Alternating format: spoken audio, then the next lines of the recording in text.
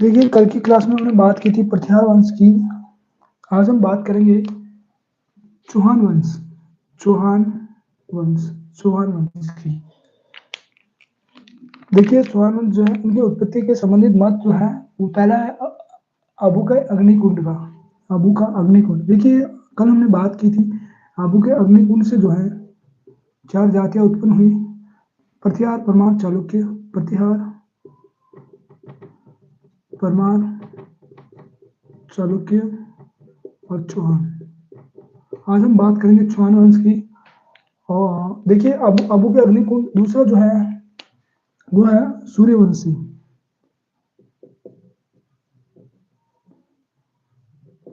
अबू का अग्निकुंड, दूसरा जो है वह है सूर्यवंशी। सूर्यवंशी, देखिए महाकाव्य,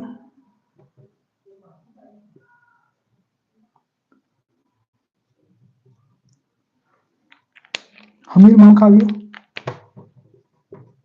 हमीर महाकाव्य। और दूसरा जो है वो है पृथ्वीराज विजय, पृथ्वीराज विजय। और तीसरा जो है पंडित गौरी शंकर ओझा, पंडित गौरी शंकर, पंडित गौरी शंकर ओझा। देखिए इनके अनुसार जो है चौहान जो थे वो सूर्यवंशी थे। देखिए हमीर महाकाव्य के जो रचना है वो नयन चंद सूरी, और पृथ्वीराज विजय जो है वो है जयनक, जयनक।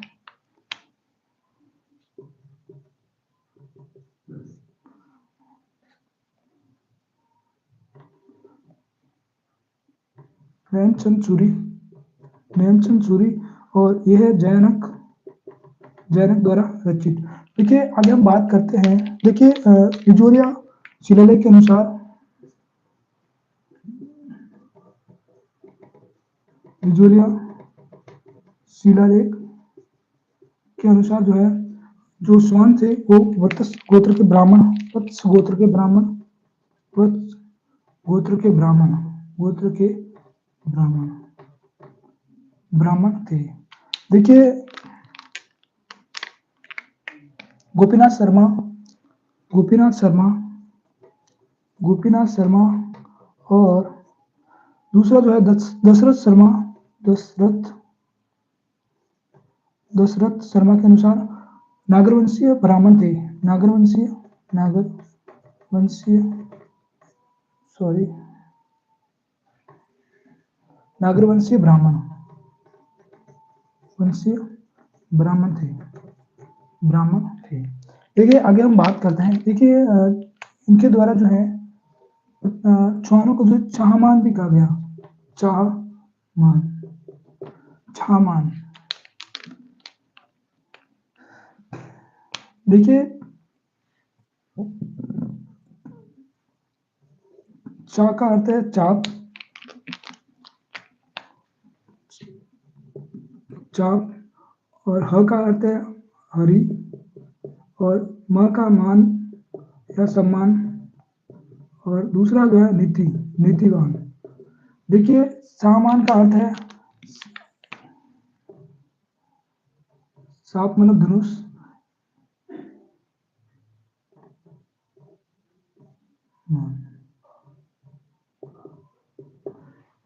मान मतलब मान सम्मान और न मतलब नीतिवान।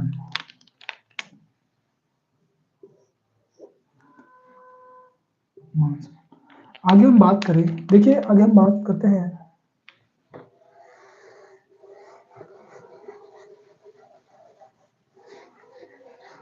पारंपरिक जो स्वान थे वो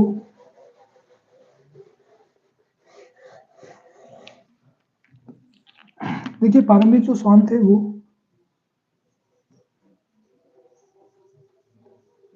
देखिए हमने बात की थी जंगल प्रदेश, जंगल प्रदेश। देखिए हमने जब जनपद काल जो है जनपद काल में हमने बात की थी कि बीकानेर और नागौर और उत्तरी जोधपुर का जो भूभाग है वो जंगल प्रदेश कहलाता था और इसकी जो राजधानी थी अहित छत्रपुर, अहित छत्रपुर, अहित छत्रपुर, अहित छत्रपुर। देखिए पारंपरिक जो स्वान थे वो इसी भूभाग के निवासी थे। पारंपरिक जो स्वान थे उसी जंगल प्रदेश या इसी इसी भूभाग के जो निवासी थे और उन्होंने अपना साम्राज्य विस्तार किया और सांबर पर अधिकार कर और सपाद लक्ष्य को जो है सपाद लक्ष्य को जो अपनी राजधानी बनाई। देखिए सपाद लक्ष्य का अर्थ है 100 गांवों का समूह, 100 गांवों का जो है 100 गांवों 100 गांवों का समूह, 100 गांवों का जो समूह। आगे हम बात करते हैं, देखिए सांबर के जो स्वानों के जो संस्थापक थे वो थे, देखिए हम बात करते हैं बिजोलिया शिलालेख के अनुसार, बिजोलिया शिलालेख के अनुसार, बिजोलिया शिलालेख इनके अनुसार जो है पारंपरिक स्वानों के जो संस्थापक थे वो थे वासुदेव चौहान। देखिए उन्होंने जो है सांबर झील का निर्माण करवाया, सांबर झील का निर्माण करवाया। देखिए उन्होंने जो है सांबर की जो वासुदेव चौहान ने 551 में जो है संस्थापक या सांबर में जो है स्वान वंश की स्थापना की बिजोलिया शिलालेख के अनुसार। इसकी जो रचना है वो गुणभद्र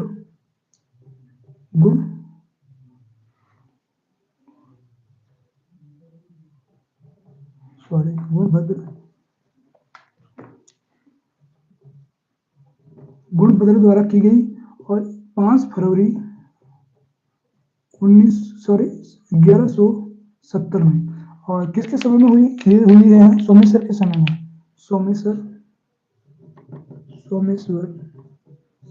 के समय में। संस्कृत भाषा जो थी वो संस्कृत भाषा। देखिए उसके बाद जो है अगले जो शासक थे चौहान के बाद जो है गुवक। देखिए ये जो है हमने बात की थी कटिहार वंश में जो है नागभट्ट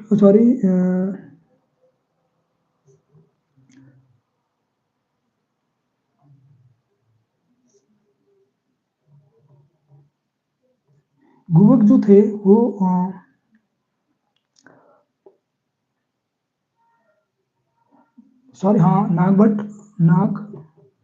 नागभट्ट द्वितीय के समकालीन, नागभट्ट द्वितीय के जो है समकालीन थे और उन्होंने जो है रेवास या हर्षनाथ के मंदिर का जो है निर्माण करवाया। हर्षनाथ जी के जो है मंदिरों का निर्माण करवाया रेवास शिखर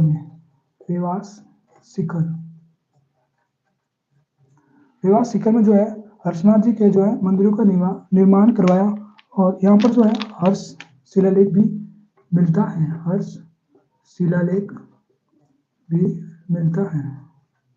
यहाँ पर एक शिलालेख भी मिला हर्ष नाम का। आगे हम बात करें, देखिए उसके बाद जो है वो है विग्रहराज द्वितीय।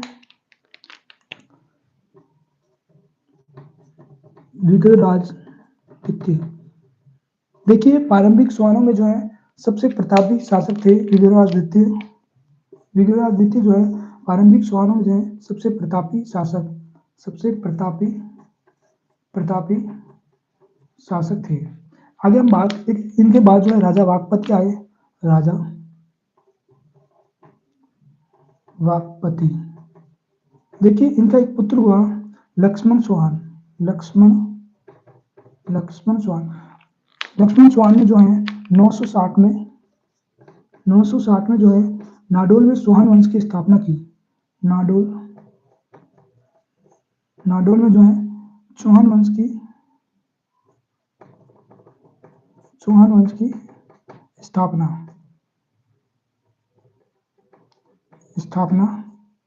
की। देखिए अब हम बात करते हैं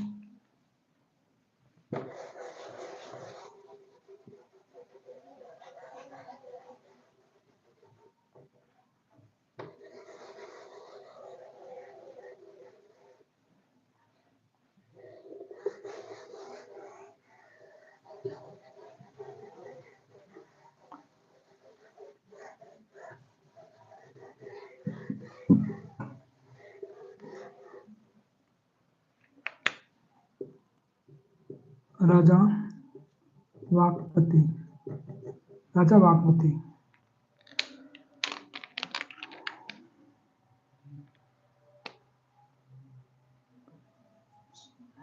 राजा वाकपति देखिए इनका जो पुत्र था लक्ष्मण चौहान जो है नाडोल में जो है चौहान वंश की स्थापना की। चौहान वंश की जो है स्थापना की कब की?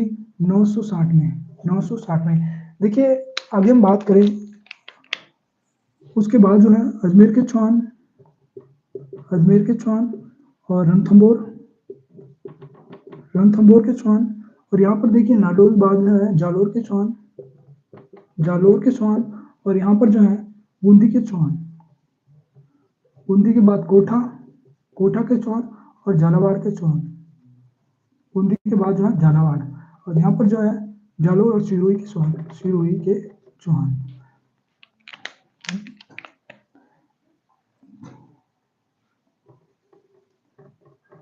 देखिए सबसे पहले हम बात करेंगे अजमेर के चौहानों की। अजमेर के चौहान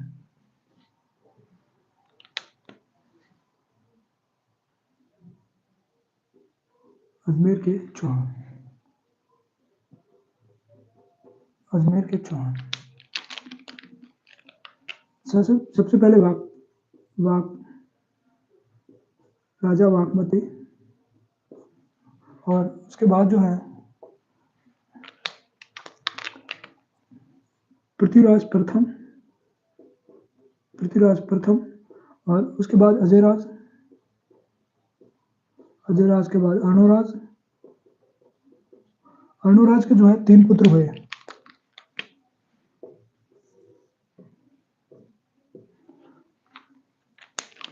जगदेव,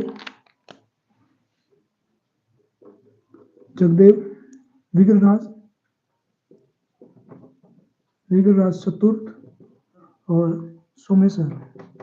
इन्हीं के समय जो है निजोलिया शिलालेख की जो है रचना हुई थी। सोमेश्वर। देखिए आगे हम बात करें, इनके जो पुत्र थे वो पृथ्वीराज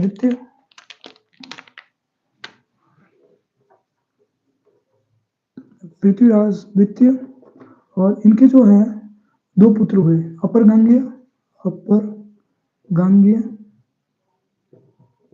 गांगेय और नागराजुन। और सोमेश्वर के जो है वो है पृथ्वीराज तृतीय।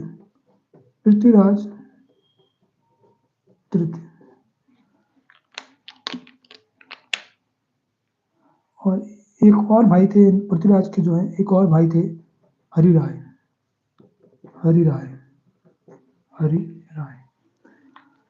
देखिए सबसे पहले हम बात करते हैं, ये है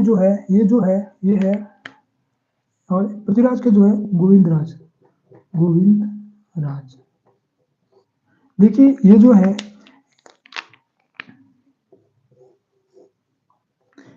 ये अजमेर के चौहान हैं।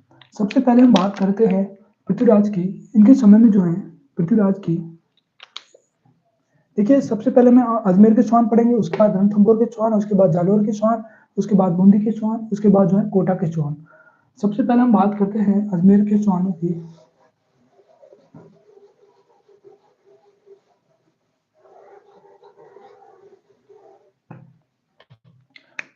1105 में जो है 1105 में पुष्कर पर जो है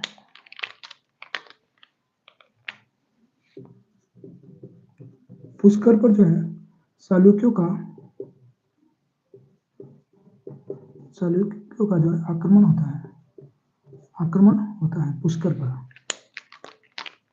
चालुक्यों का जो है आक्रमण होता है और उस आक्रमण को है 1105 में जो है इस आक्रमण को जो है विफल कर देते हैं।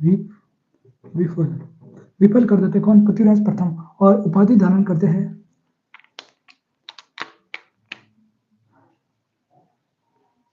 परम भट्टारक महाधिराज परमेश्वर की। परम भट्टारक महाधिराज परमेश्वर की। देखिए ये उपाधि धारण करने वाले तीसरे व्यक्ति हैं, क्योंकि सबसे पहले जो है नागभट्ट द्वितीय, और उसके बाद जो है महेंद्रपाल।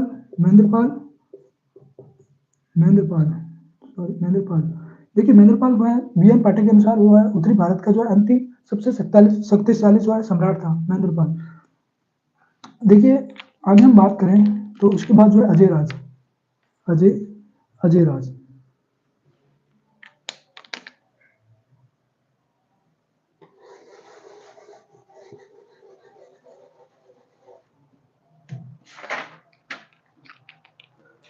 अजय राज का जो समय था वो था 1113 से 1133 का समय, और इनकी जो पत्नी थी वो सोमलवती या सोमलेखा। तो बात करते हैं अजय राज की। अजय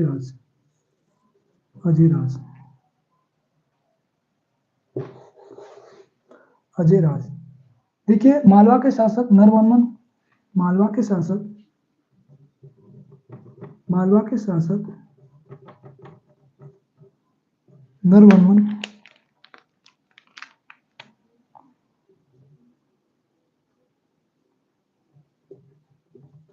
नरवर्मन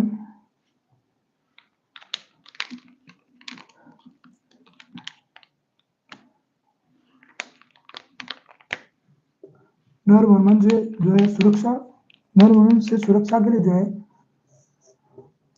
अजमेर में अजय मेरू दुर्ग का निर्माण करवाया। अजमेर में जो है मालवा के शासक नरवर्मन से जो है सुरक्षा के लिए जो है अजय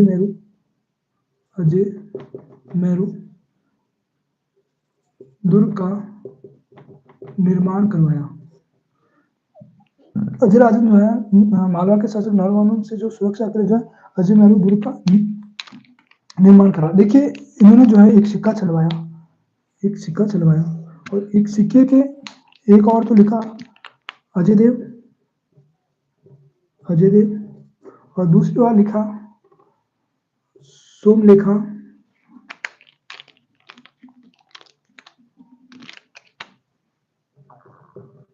सोमलेखा या सोमलवती।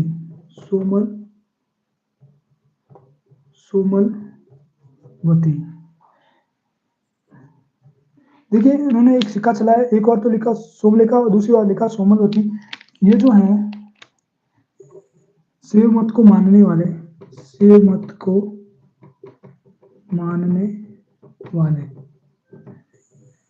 देखिए अजय राज तो है शैव मतों को मानने वाले थे, लेकिन उन्होंने जो है पुष्कर के जैन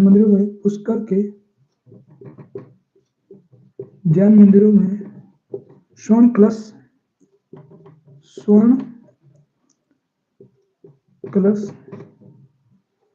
भेंट किए। इन्होंने जो है पुष्कर के ध्यान मंदिरों में जो है स्वर्ण कलश भेंट किए, और ये जो है शिव मतों को मानने वाले थे। देखिए अंतिम समय में जो है उन्होंने जो है अपना सारा राजपाट जो है अपने पुत्र अर्णोराज को सौंप कर पुष्कर के जंगलों में चले गए।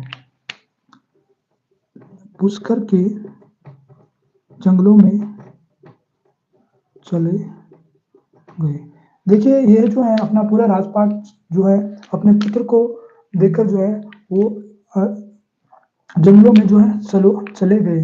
आगे हम बात करते हैं। देखिए उसके बाद है उनका पुत्र अर्णोराज आया।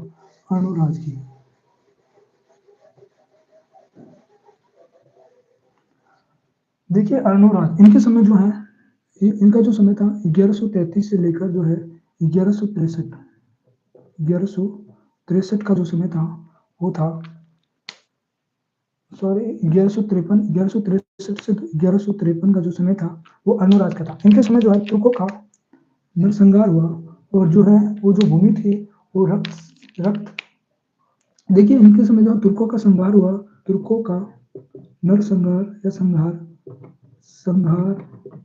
संहार हुआ, और रक्त से भूमि को साफ करने के लिए, रक्त से भूमि को रक्त से भूमि को साफ करने के लिए जो है अन्ना सागर झील का निर्माण करवाया। अन्ना सागर जो है झील का निर्माण करवाया। देखिए अन्ना सागर झील में जो है वो जल जो है चंद्रभागा नदी और बांडी नदी से लाया गया। देखिए जब हम झील का टॉपिक पढ़ेंगे उस समय हम जो है अन्ना सागर झील को जो है पूरी डिटेल से बात करेंगे। आगे हम बात करते हैं। देखिए अन्ना सागर झील का निर्माण करवाया। देखिए उन्होंने जो है वराह मंदिरों का जो निर्माण करवाया, वराह पुष्कर में जो है वराह मंदिरों का निर्माण। देखिए इन्होंने जो है वराह मंदिरों का निर्माण करवाया, और जहांगीर ने जो है वराह मूर्तियों को जो है पुष्कर झील में फेंकवा दिया। पुष्कर झील में फेंकवा दिया। और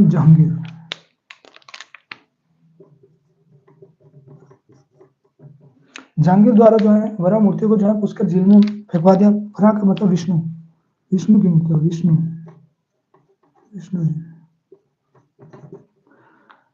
देखिए आगे हम बात करते हैं कि देखिए चालुक्य शासक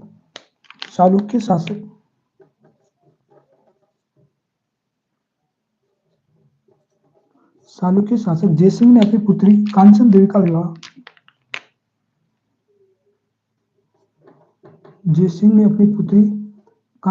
जो विवाह है, कांचन देवी का विवाह जो है वो अर्णोराज से करवाया। देखिए आगे हम बात करें तो देखिए इनके दरबारी विद्वान जो थे, दरबारी विद्वान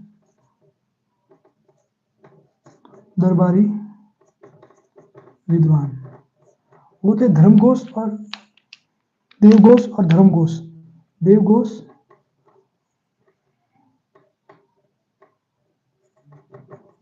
देवघोष और धर्मघोष।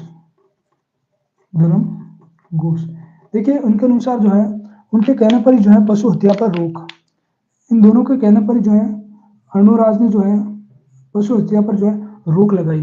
देखिए 1153 में जो है 1153 में जो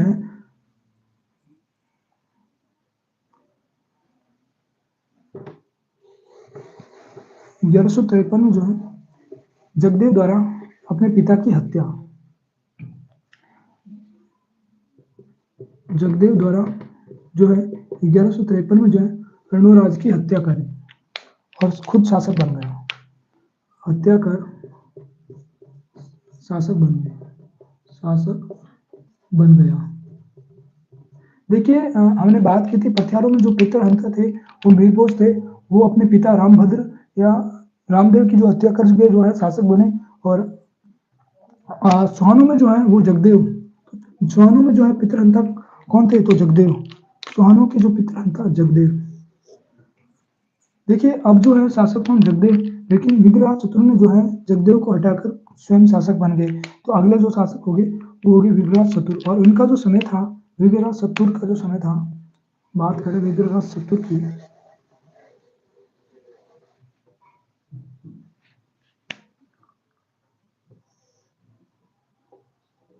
इनका टाइम था 1153 से लेकर 1163। देखिए ये जो है इस संस्कृत भाषा के यह बहुत बड़े विद्वान थे, बहुत बड़े विद्वान थे। इनका नाम कवि बंधु या इनका जो नाम था वो कवि बंधु या विशल थे। इनका उपनाम जो है, ये बहुत बड़े विद्वान थे संस्कृत भाषा के, और उन्होंने जो है संस्कृत भाषा में जो एक नाटक लिखा और उसका नाटक का नाम था हरिकेली। हरि और केली। देखिए हरिकेली मतलब अर्जुन और शिव के मध्य युद्ध का वर्णन। अर्जुन और शिव के मध्य जो है युद्ध का वर्णन। अर्जुन और शिव के मध्य जो है युद्ध का वर्णन। देखिए हरिकेली जो है ये जो है ये संस्कृत के बहुत बड़े विद्वान थे। उन्होंने जो एक नाटक लिखा हरिकेली, और इस नाटक में जो है अर्जुन और शिव दोनों के मध्य जो है युद्ध का वर्णन मिलता है। देखिए अब हम बात करते हैं इनके दरबारी कवि की। दरबारी कवि थे सोमदेव और नरपति। दरबारी कवि, तो उनके जो दरबारी कवि थे वो सोमदेव और नरपति।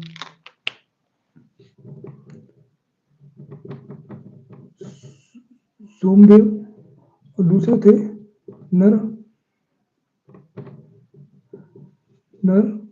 नरपति। देखिए इनके द्वारा जो है वो इन्हें जो है विग्रहराज, इन्हें जो है क्या कहा जाता है, इन्हें जो है विशल रासो,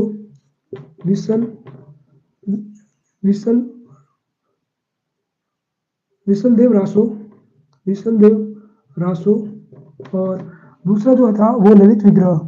सोमदेव ने जो है ललित विग्रह की रचना की। देखिए इसमें जो है राजमती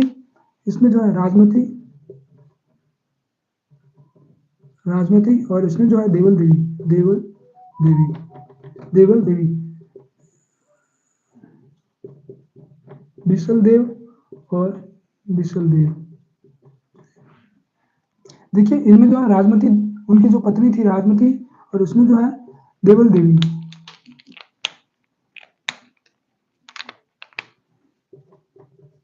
पत्नी।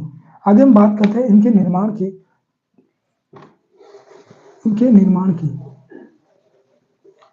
देखिए इन्होंने जो है 1158 में जो है वो संस्कृत पाठशाला का निर्माण करवाया। 1158 में जो है संस्कृत पाठशाला का निर्माण करवाया, और 1199 में जो है कुतुबुद्दीन ऐबक ने इसे तुड़वा दिया,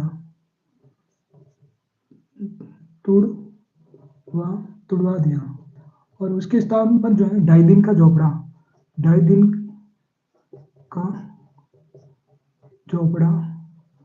बना दिया। देखिए कुतुबुद्दीन ऐबक ने जो है इसे तुड़वाकर जो है ढाई दिन का झोपड़ा बना दिया। देखिए परसी बाऊ के अनुसार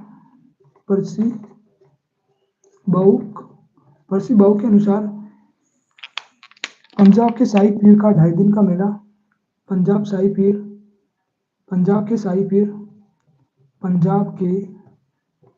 पीर का ढाई दिन का मेला लगता है। देखिए कर्नल जेम्स टूड के द्वारा जो है कर्नल जेम्स टूड के अनुसार राजस्थान शिल्प कला का परिपूर्ण नमूना। राजस्थान शिल्प कला का परिपूर्ण नमूना। देखिए इसे जो है 16 खंभों का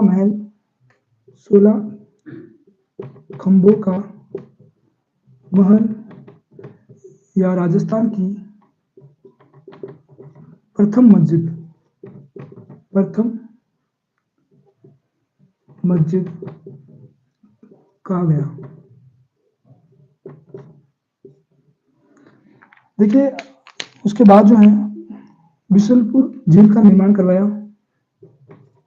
बिशनपुर झील का निर्माण, देखिए बिशनपुर जो बांध है वो बनास नदी पर, बांध जो है बनास नदी पर, और कस्बा जो है वो टॉप में है। कस्बा, देखिए बांध जो है बनास नदी पर, और जो कस्बा जो है वो टोंक में है, टोंक में है। देखिए अब हम संघर्ष की बात करते हैं, इनके संघर्ष की। तो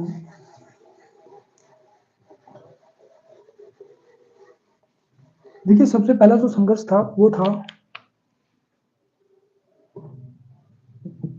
जगदेव से, जगदेव, और दूसरा था दिल्ली, अंगपाल तोमर, दिल्ली,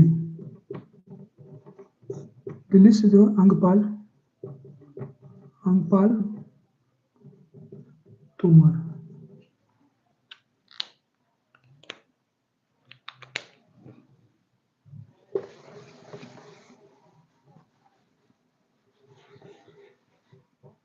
अंगपाल तोमर, देखिए अंगपाल तोमर जो थे, अंगपाल तोमर, देखिए इनको जो है पराजित करके, इनकी देखिए उनको जो पराजित कर दिल्ली पर जो है अधिकार किया, अधिकार किया दिल्ली पर जो है मृगराज चतुर ने अधिकार किया। देखिए इनकी दो पुत्री थी, एक तो थी कर्पूरी देवी, और दूसरी जो थी वो राजकंवर। देखिए कर्पूरी देवी का जो विवाह है अपने भाई सोमेश्वर से करवाया। देखिए इनका जो विवाह होगा देखिए कन्नौज के शासक जयचंद से, और इनसे जो है एक पुत्री संयोगिता, और इनसे जो है पृथ्वीराज तृतीय। देखिए आगे हम बात करते हैं,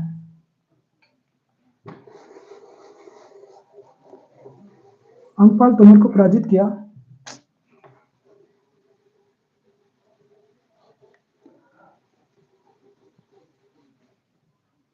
देखिए इनका जो काल था वो स्वर्ण काल कहलाता था। स्वर्ण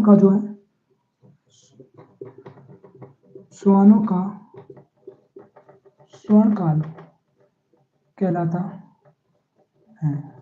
देखिए आगे हम बात करते हैं, देखिए हमने बात की थी जो है त्रिपुरी, देखिए पृथ्वीराज रासो के अनुसार, पृथ्वीराज रासो के अनुसार हम जो कर्पूरी देवी जो थी वो अंगपाल तोमर की पुत्री थी, लेकिन त्रिपुरी असल की, लेकिन अन्य ग्रंथों में जो है त्रिपुरी असल की पुत्री थी। देखिए अन्य ग्रंथों में जो है कर्पूरी देवी जो है वो त्रिपुरी असल की पुत्री लिखी हुई है, और पृथ्वीराज रासो में जो है वो लिखी हुई है अंगपाल तोमर की पुत्री। आगे हम बात करते हैं, देखिए उसके बाद जो है मृगराज चतुर के बाद जो है वो शासक बने 1163 में जो है 1163 में जो है वो शासक बने अपर गांगे, और अपर गांगे अब शासक बनेंगे अपर गांगे। देखिए 1163 और ये बनेंगे 1163 से लेकर 1169 तक, या 69, और ये जो है निसंतानी ही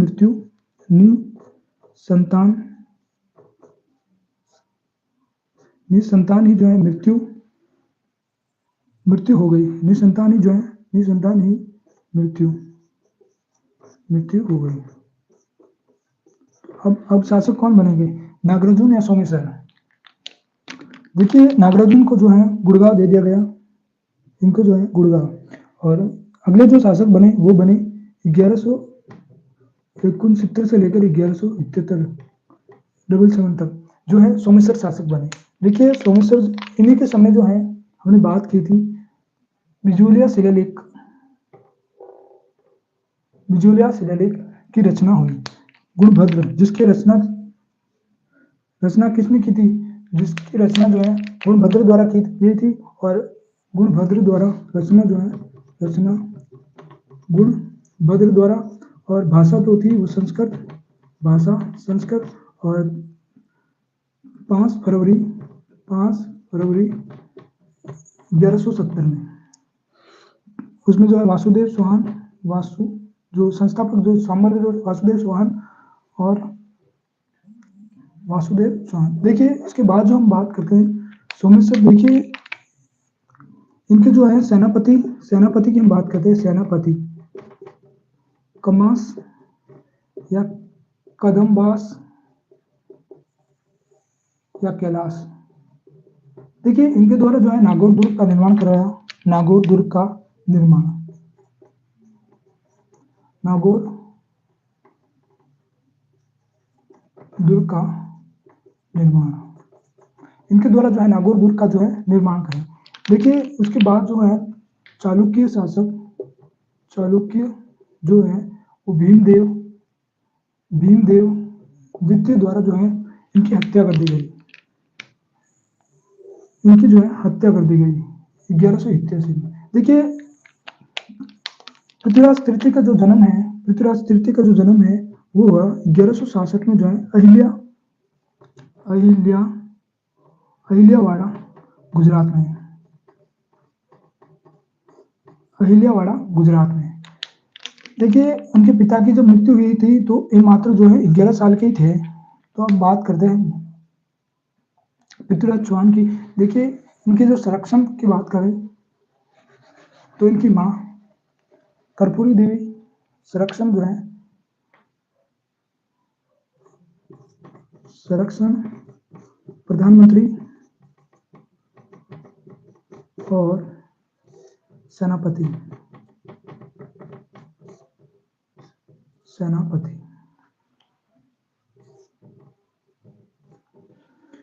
संरक्षण जो है कर्पूरी देवी और प्रधानमंत्री जो है वो कदमबास।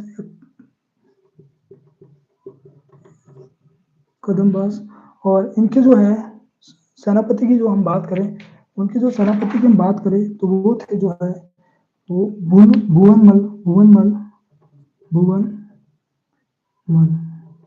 इनके जो सेनापति थे वो भुवनमल और कमास या कदमबास। देखिए आगे हम बात करें इनके जो है गोपीनाथ शर्मा के अनुसार, गोपीनाथ शर्मा के अनुसार ये जो है 12 वर्ष की उम्र में ही जो है पूरा राजपाट जो है अपने हाथों में ले लिया था। पूरा राजपाट या राजकार्य जो है पूरा राजपाट जो है अपने हाथों में ले लिया था। देखिए इनके समकालीन शासकों की हम बात करें तो अजमेर यहाँ पर जब जाएंगे तो हम देखिए कन्नौज के शासक, कन्नौज। और यहाँ पर जाएंगे तो गुड़गांव। यहाँ पर जो है महोबा और नीचे है चालुक्य। देखिए कन्नौज के जयचंद,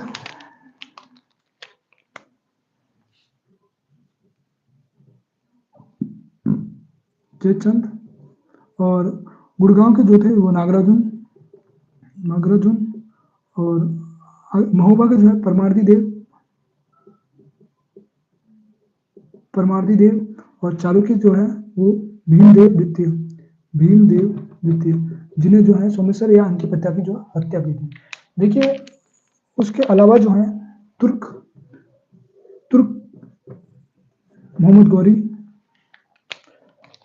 मोहम्मद गौरी जो कोशिश कर रहा है भारत में आने की, मोहम्मद गौरी। देखिए अब इनके संघर्षों की हम बात करते हैं। पृथ्वीराज तृतीय की जो है इनके संघर्ष की हम बात करें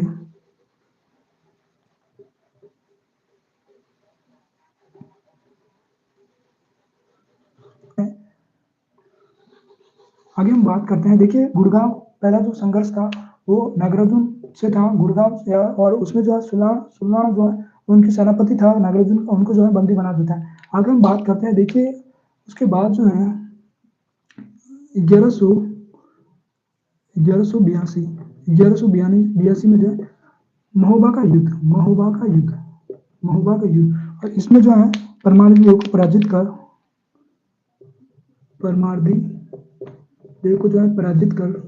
महोबा पर अधिकार।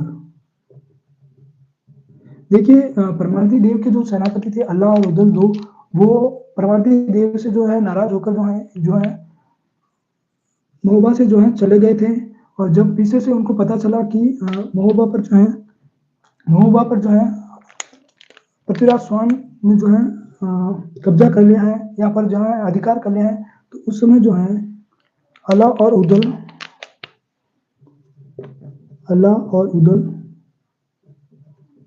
उदल द्वारा जो है वापस महोबा आते हैं और पृथ्वीराज चौहान से जो है युद्ध करते हैं। पृथ्वीराज तृतीय जो युद्ध होता है इनके मध्य, तुमुल का युद्ध, और ये युद्ध जो है पृथ्वीराज चौहान जीत जाते हैं। पृथ्वीराज तृतीय जो है जीत जाते हैं। पृथ्वीराज तृतीय, देखिए ये युद्ध, तुमुल का युद्ध जीतने के बाद जो है पृथ्वीराज जो है एक उपाधि धारण करते हैं, राय पिथोरा, और दिल्ली में जो है राय पिथोरा गढ़ का निर्माण,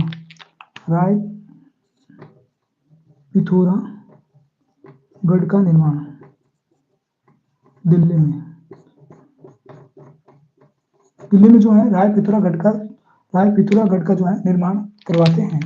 देखिए आगे हम बात करें तो उसके बाद जो संघर्ष हुआ वो हुआ 1183 का जो संघर्ष था वो था, देखिए भीमदेव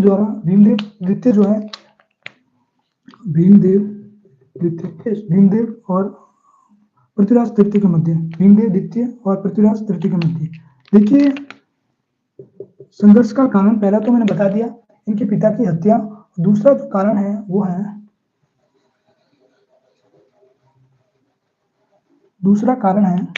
देखिए आबू के राजा सलक की पुत्री थी इसनी से विवाह की इच्छा, इसनी से जो है विवाह करने की इच्छा। देखिए भीमदेव द्वितीय की जो इच्छा है वो आबू के शासक इसनी से जो विवाह करने की इच्छा, दूसरा कारण ये है। आगे हम बात करें तो उसके बाद जो है कन्नौज के शासक जयचंद से संघर्ष। देखिए जयचंद भी शासक जो है शक्तिशाली थे और पृथ्वीराज तृतीय जो है शक्तिशाली थे। तो देखिए यहाँ पर जो है, देखिए उस टाइम हमने बात की थी कि अंगपाल तोमर की जो है दो पुत्रियां थी, एक राजकंवर और दूसरी थी कर्पूरी देवी।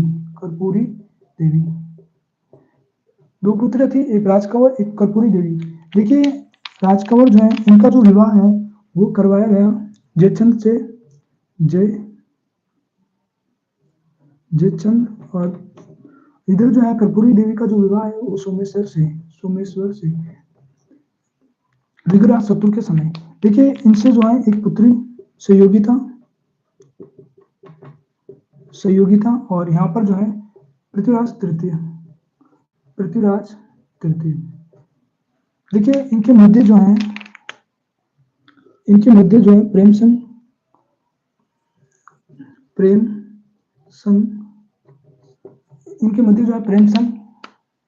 चल रहा था। और जब इसका पता जो है जयचंद को चला तो जयचंद ने जो है स्वयंवर आयोजित करवाया, और इस स्वयंवर में जो है राजाओं को जो है बुलाया, आमंत्रित किया। देखिए पृथ्वीराज चौहान की जो है ध्वजारोहण मूर्ति को जो है द्वार पर जो है लगा दिया। और ये बात जब संयोगिता को पता चली तो संयोगिता ने जो है जो माला लेकर जो है उस मूर्ति को पहना दिया।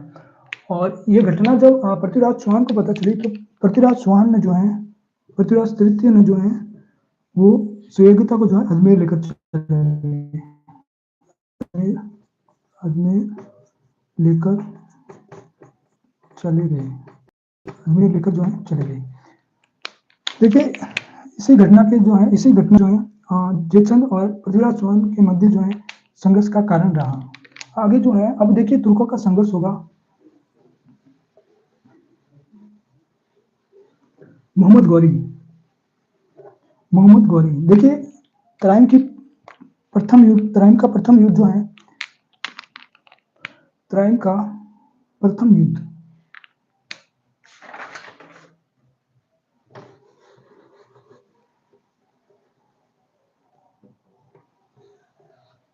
तराइन का प्रथम युद्ध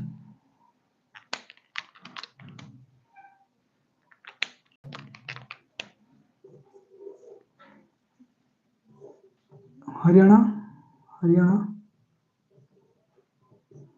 देखिए यहाँ पर जो है हरियाणा, करनाल हरियाणा, करनाल हरियाणा। देखिए ये जो है तराइन जो है करनाल हरियाणा का जो विभाग है वहां पर, यहाँ पर जो है देखिए इनके जो सेनापति थे गोविंदराज और खंडेराव। पृथ्वीराज के जो सेनापति थे गोविंदराज खंडेराव। यहाँ पर जो था गौरी। देखिए इनके मध्य युद्ध हुआ और गौरी जो है हार गया और वापस चला। और इनका जो अधिकार जो भटिंडा पर जो है अधिकार हो गया, भटिंडा पर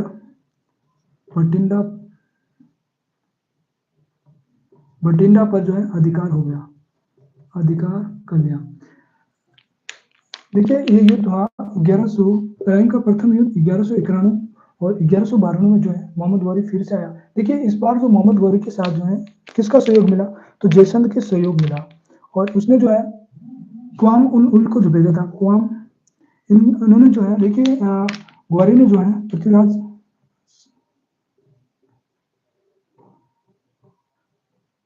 क्वीन उल मुल्क को भेजा। देखिए पृथ्वीराज चौहान के पास जो है, पृथ्वीराज तृतीय के पास जो है मोहम्मद गौरी ने क्वीन उल मुल्क को जो है एक दूत भेजा अधीनता स्वीकार करने के लिए। लेकिन पृथ्वीराज चौहान ने जो अधीनता स्वीकार नहीं की और तराइन का तृतीय युद्ध में जो है तराइन का द्वितीय युद्ध में जो है पृथ्वीराज चौहान जो है हार गए। तराइन के द्वितीय युद्ध में जो है देखिए गौरी को जो है वो जयचंद का सहयोग मिला, जिस कारण जो है पृथ्वीराज चौहान जो है वो तराइन का द्वितीय युद्ध हार गए। और पृथ्वीराज चौहान को जो है पृथ्वीराज तृतीय को जो है वो लेकर गए गजनी। और गजनी में जो है इनको बहुत सारी यातनाएं दी गई। देखिए पृथ्वीराज तृतीय को जो है गजनी में ले जाकर बहुत सारी यातनाएं दी गई और इनके जो है इनकी आंखों में जो है गर्म सरिये डालकर इनकी आंखें को जो है सती पहुंचाई गई या उनकी आंखों जो है फोड़ दिया गया। और जब गौरी को जो मालूम हुआ या पता चला कि पृथ्वीराज तृतीय जो है वो शब्दभेदी बाण चलाना जानते हैं, तो देखिए उन्होंने जो है एक सभा का आयोजन करवाया और उन सभा में जो है 4 बार 24 गज दूर जो है एक घंटी लगाई और पृथ्वीराज को बोला गया एक तीर और एक कमान दिया गया और बोला गया कि ये घंटी जब आवाज करेंगी तो उस पर जो है निशाना साधना। तो पृथ्वीराज ने जो है निशाना साधा और उनके साथ थे, देखिए यहाँ पर पृथ्वीराज और इनके साथ जो थे वो थे पृथ्वीराज और इनके साथ जो है चंद्रवर्दाई थे। और जैसे ही पृथ्वीराज चौहान ने जो है तीर कमान मतलब साधा निशाना साधा तो चंद्रवर्दाई बोले 4 बार 24 गज अमूल अष्ट प्रमाण था ऊपर बैठा सुल्तान मत चूके चौहान। जैसे ही जो है चंद्रवर्दाई ऐसे बोला और जैसे ऐसे बोला तो पृथ्वीराज चौहान ने जो है तीर चलाया और वो तीर जो है वो गौरी को लगा और इससे जो है गौरी की जो है मृत्यु हो गई। देखिए ये जो घटना है इस घटना देखिए इसे जो है इसे हिंदी का प्रथम महाकाव्य, इसे जो है हिंदी का प्रथम महाकाव्य भी कहा जाता है। आगे हम बात करते हैं, देखिए इनके जो है प्रमुख दरबारी विद्वान और वो उनका गौड़ आशाधर और विश्वगुरु, विश्वरूप और दूसरा जो है वो है पृथ्वी भट्ट। देखिए आगे हम बात करते हैं तो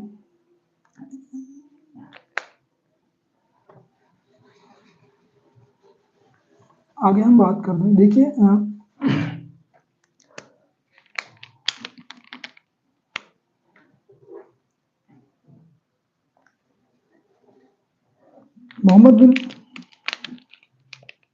मोहम्मद कासिम। देखिए सबसे पहले जो हमने बात की थी मोहम्मद कासिम। देखिए जब हर्षवर्धन की मृत्यु हो गई तो मोहम्मद कासिम ने जो है मुल्तान और सिंध पर आक्रमण किया था। 712 और 711 सिंध और मुल्तान पर जो है आक्रमण किया था। देखिए उसके बाद जो है मोहम्मद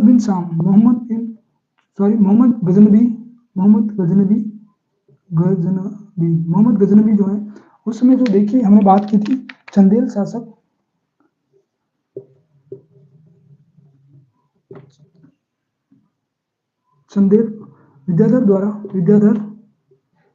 विद्याधर और प्रतिहार में जो है प्रतिहार जो है उसमें से राज्यपाल। देखिए इसमें जो है विद्याधर द्वारा, देखिए ये जो राज्यपाल जो है वो युद्ध जो है मैदान छोड़कर जो है भाग गए थे, जिस कारण विद्याधर ने राज्यपाल की जो है हत्या कर दी। देखिए अभी जो है अभी आए मोहम्मद गौरी।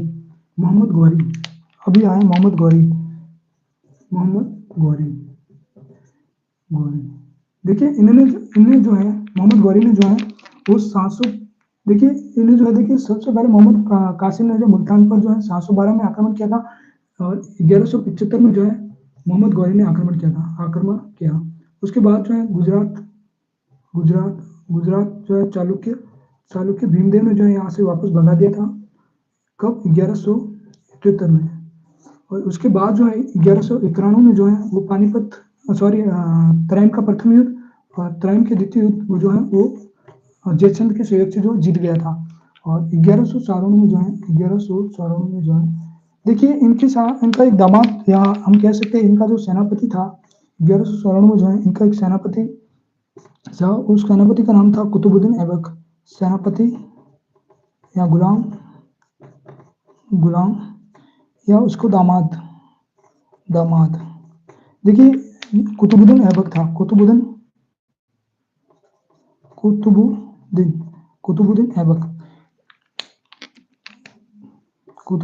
ऐबक। देखिए मोहम्मद बिन कासिम का काम था धन लूट कर चलते बनना।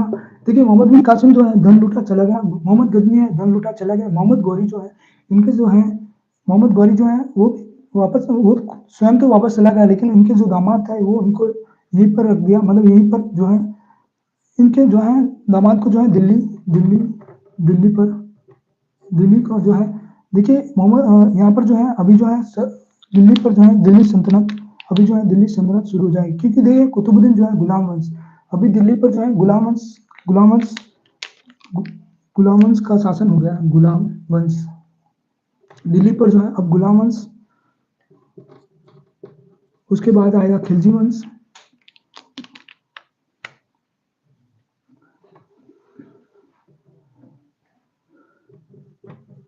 दिल्ली में अब आएगा गुलाम वंश, उसके बाद खिलजी वंश, उसके बाद आएगा तुगलक वंश, उसके बाद सैयद वंश, उसके बाद आएगा लोधी वंश। देखिए ये जो है ये दिल्ली सल्तनत कहलाता है। गुलाम वंश से लेकर जो लोधी वंश का जो समय है ये दिल्ली सल्तनत, और इनका जो समय है वो बात करते हैं 1200 से लेकर 1500 तक। ये जो 1200 से लेकर जो 1500 तक का जो समय है वो दिल्ली सल्तनत कहलाता है। देखिए इसमें जो है सबसे पहले है कुतुबुद्दीन ऐबक। ये जो है कुतुबुद्दीन ऐबक जो है वो गौरी का जो है दामाद या सेनापति था। आगे हम बात करते हैं। देखिए कुतुबुद्दीन ऐबक ने जो है 1194 में जो है गोविंदराज ने जो है वो अत्यधिक धन दिया, अत्यधिक धन के बदले जो है अजमेर किसको दे दिया? गोविंदराज को दे दिया।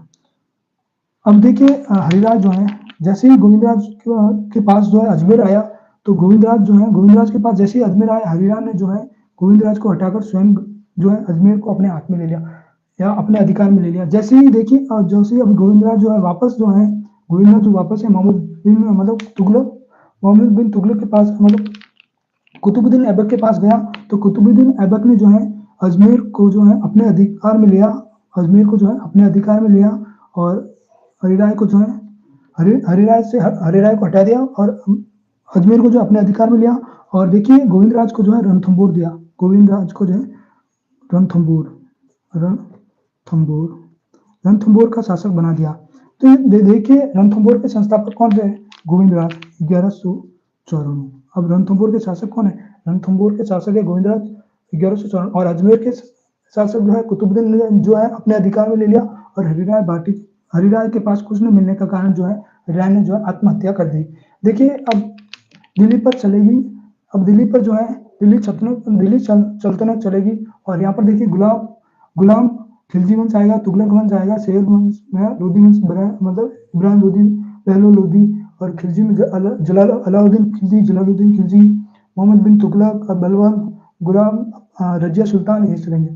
और उसके बाद जो है यहाँ पर जो है 1500 से लेकर जो है 1857 तक जो है वो आएंगे बाबर, हुमायूं, अकबर, शाहजहां, जहांगीर आदि। देखिए उसके बाद हम बात करते हैं, देखिए जब इनके साथ 1191 में जो है तराइन के प्रथम युद्ध में जो है इनके साथ जो है ख्वाजा मोइनुद्दीन चिश्ती, ख्वाजा मोइनुद्दीन चिश्ती जो है वो भारत आए थे।